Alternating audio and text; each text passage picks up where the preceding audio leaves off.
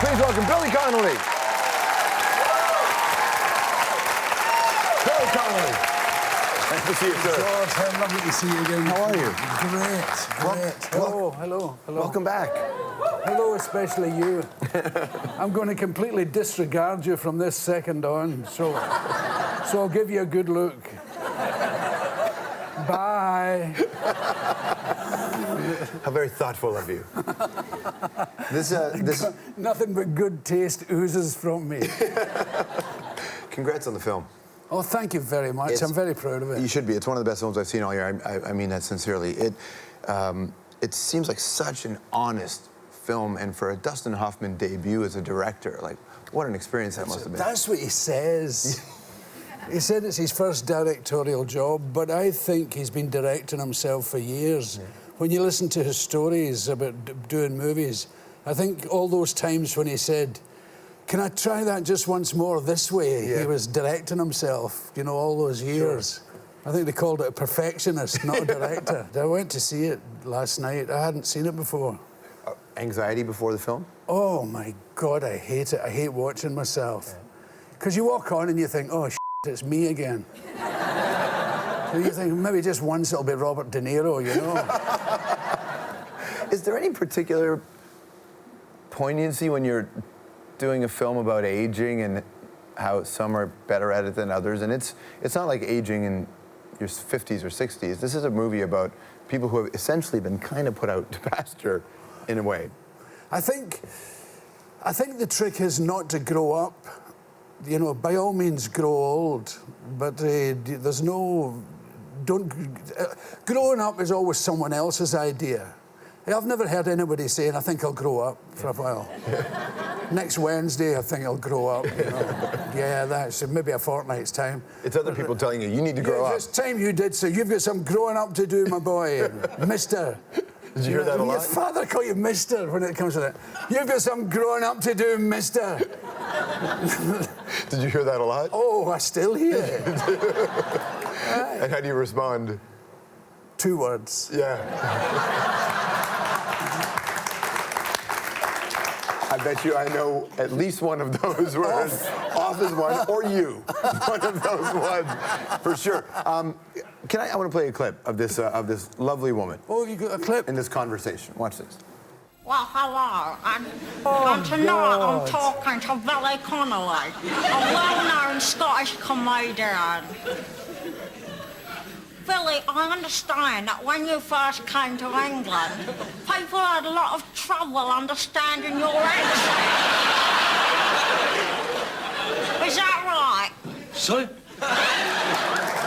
It's a TV show called Not the 9 O'Clock News. Yeah. Pamela Stevenson, right? That's the day I met my wife. That's the day you met your wife. And that's her there. Yeah. Did you know when she was interviewing you that you're like, I fancy this girl? Yes, I did, but I thought she was a bit out of my... I thought she was a bit out of my depth, you know, because you know she was hanging out with all those Oxford, Cambridge types, and I thought, well, you know, I'm the welder. I don't have much of a chance here, so I just didn't bother. Mm-hmm. Then a couple of months later, I was playing in Brighton, and a little autograph hunter said, Pamela Stevenson's here.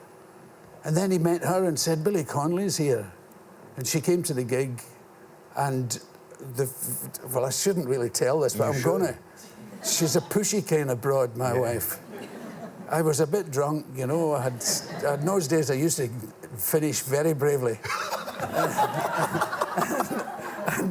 I had about 20 brandies or something. I remember all the miniatures. It was like one of those... Starting bravely, too. 20 brandies. You know those little miniature bottles? I had them all lined up. And then I said, where does she go? You know, she'd disappeared for ages. And then the barman said, there's a call for you. And I said, oh, yeah. And I went over. And I said, hello. And she said, and it was Pam. She said, where are you? And I said, I'm in the bar. She said, get your ass up here. And I said, where are you? She said, I'm in your bed. And there you go. And that was nearly 30 years ago, and 3 children. What kind of father are you? I think I'm okay. You had a complicated and tragic relationship with your father, but you seem to come, last time you were here, you talked Yeah. about it, that you found your way through it. Yeah, you can get beyond all that stuff, you know, that sexual abuse or physical abuse and all that. Forgiveness is a wonderful thing. You can forgive people, even when they're dead. And it goes away, the weight comes off you. You must remember that you're the victim. Like my mother went shot off with another guy. And he left his family, she left hers, and off they went to live at the seaside. Yeah. And left my sister and I. And how old were you? I was 4. Right.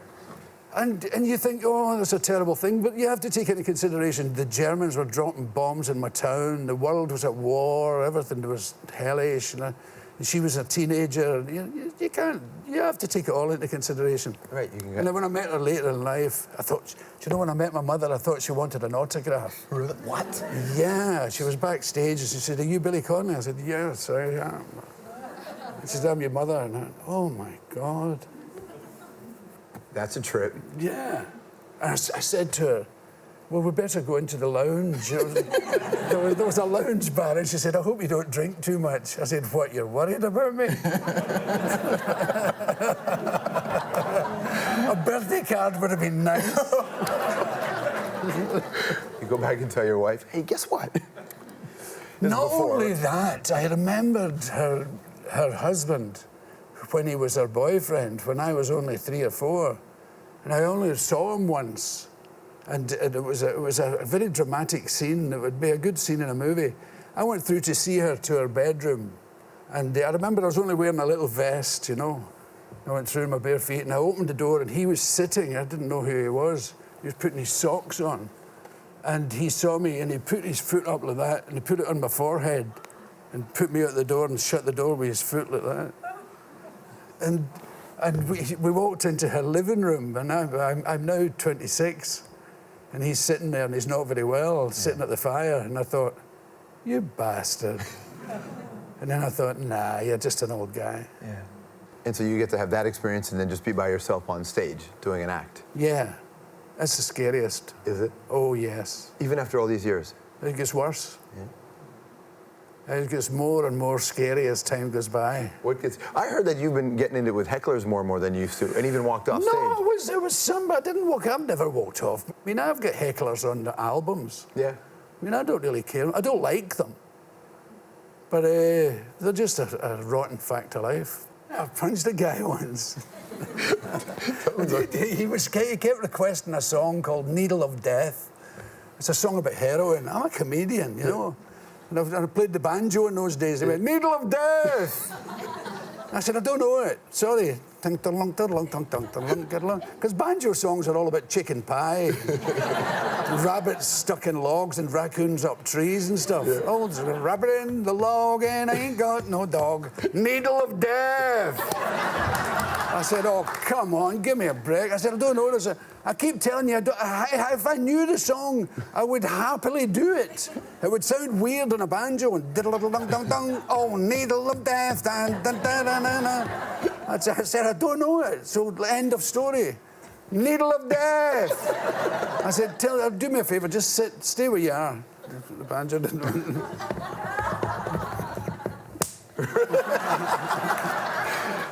Did he go down? He was the treasurer of the club. I didn't get paid.